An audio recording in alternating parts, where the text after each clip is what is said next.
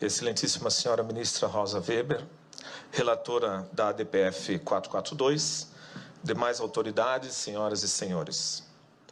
Eu quero iniciar com um ato de agradecimento à senhora excelentíssima ministra Rosa Weber, que no primeiro dia e hoje também desta audiência, a senhora reconheceu que trata-se de um tema jurídico delicado, sensível, altamente polêmico, enquanto envolve razões de ordem ética, moral e religiosa. Mas, infelizmente, querem nos desqualificar como fanáticos e fundamentalistas religiosos que impõem sobre o Estado laico uma visão religiosa. Onde está o fundamentalismo religioso em aderir aos dados da ciência que comprova o início da vida desde a concepção? Onde está o fanatismo religioso em acreditar que todo atentado contra a vida humana é um crime?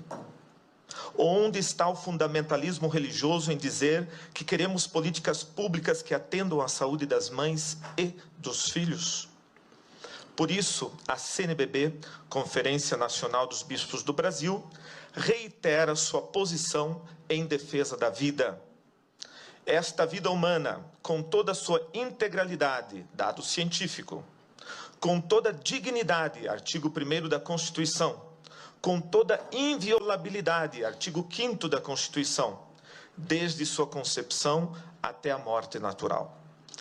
Isso é o mínimo de razoabilidade aceitável que nos permite estar aqui para discutirmos este tema com a recto ratio. Não podemos tratar o assunto negando, deletando, ignorando a existência do bebê.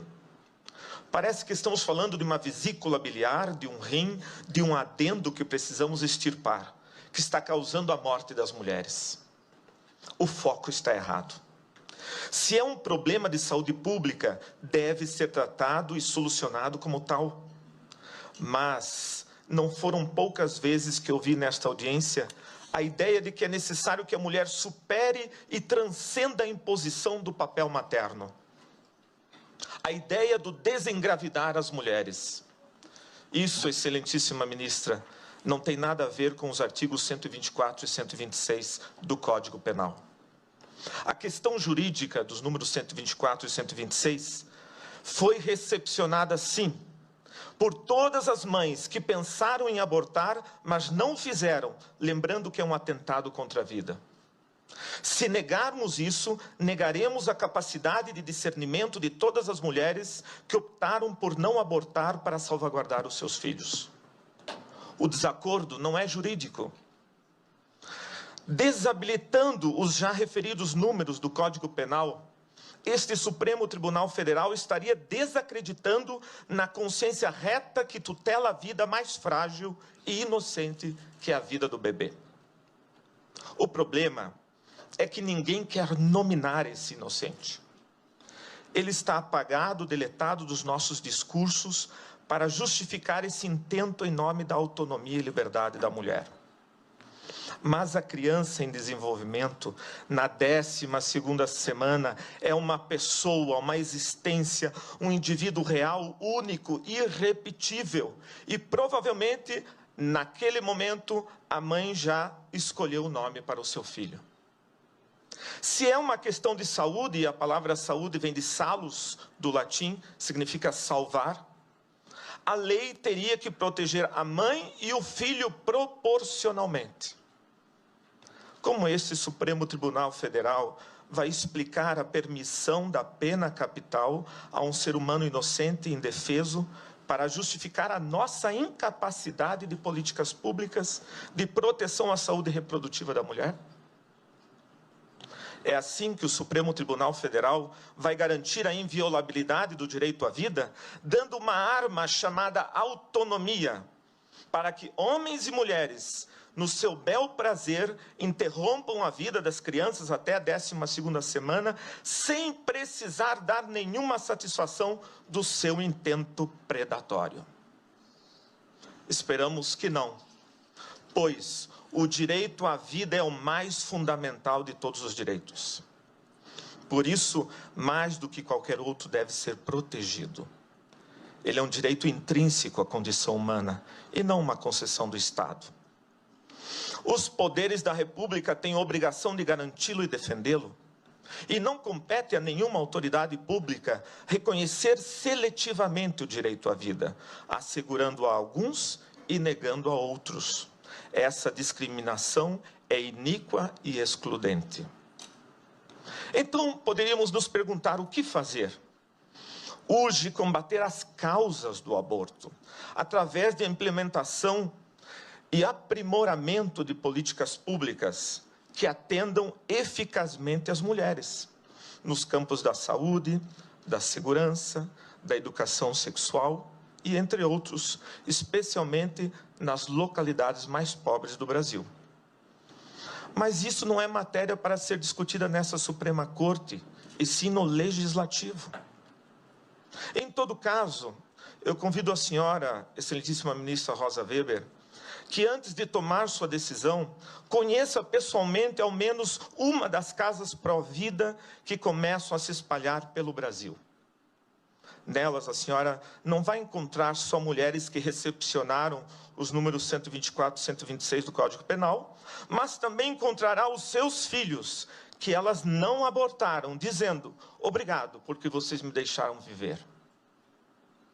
A senhora poderá mostrar ao mundo que nenhuma sociedade democrática está condenada e obrigada a legalizar o aborto por pressões externas.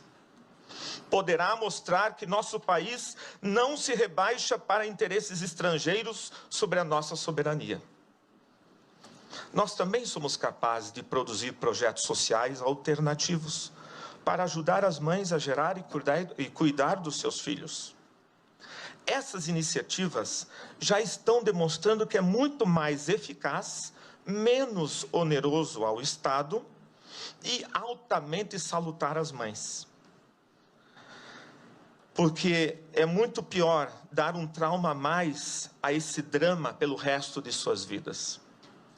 É uma pena que o Estado e muitas instituições ficaram tão obcecados e limitados com a estreita visão do aborto e da sua legalização, que se pensássemos o uso dessas verbas para projetos alternativos de cuidado e acompanhamento de casas de acolhida, hoje estaríamos com uma visão diferenciada.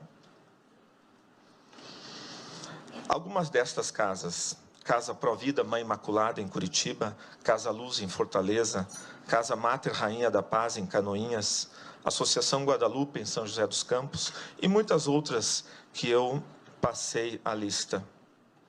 Nós estamos aqui porque fazemos parte da maioria dos brasileiros que são movidos sim pela fé em Deus, mas também pelo cuidado e defesa da vida.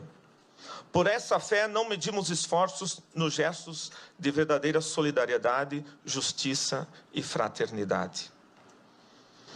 Pedimos como CNBB que essa Suprema Corte não permita a descriminalização do atentado contra a vida nascente. Em nome de muitas mulheres que infelizmente morreram por causa do aborto, aqui foram lembrados no último dia, são perdas irreparáveis. Mas nesse momento, a minha homenagem é para as crianças que morreram com suas mães e que não sabemos os seus nomes, mas com certeza suas mães já o sabiam. Essas crianças anônimas, que a sociedade não tem coragem de nominá-las e as esconde nos seus discursos e retóricas como se não existissem, elas existiram e existem. Nenhuma sã consciência pode negar isso. Excelentíssima ministra Rosa Weber, um dia o grito silencioso desses inocentes calará fundo, pois a nossa nação, pátria amada, mãe gentil, sentirá falta da alegria e do sorriso desses filhos que ela não deixou nascer. Permita-nos continuar cantando: dos filhos deste solo és mãe gentil, pátria amada Brasil.